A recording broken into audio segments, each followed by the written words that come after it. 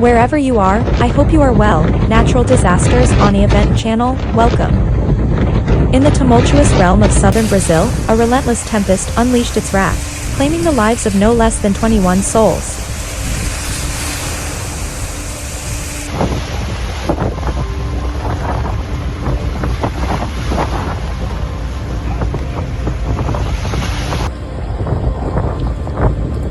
It brought forth torrents of despair, inundating countless cities and driving over 1,600 souls from their homes. These grim tidings were revealed by solemn authorities on a fateful Tuesday.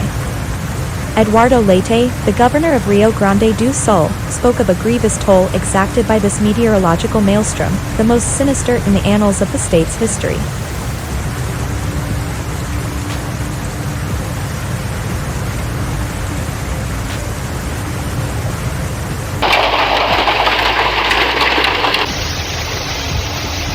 This tempest, cruelly dubbed an extratropical cyclone, laid waste to approximately 60 beleaguered municipalities.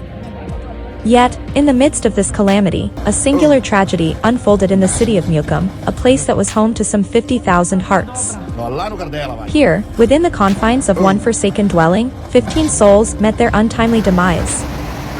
The grim tally continued to rise as the Rio Grande do Sul state government reported an alarming count of 1,650 individuals left homeless in the wake of Monday's relentless onslaught.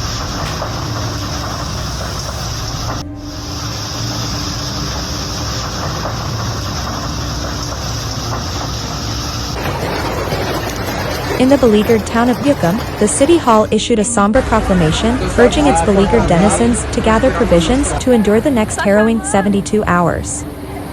Governor Leite's voice trembled as he recounted the tragic loss of a valiant woman, swept away in the selfless pursuit of rescue.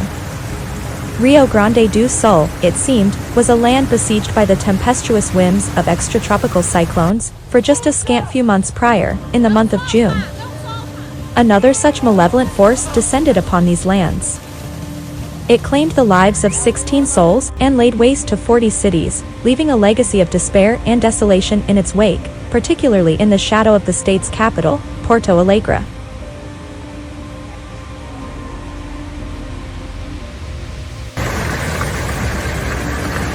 Thank you for watching. Subscribe for more daily videos.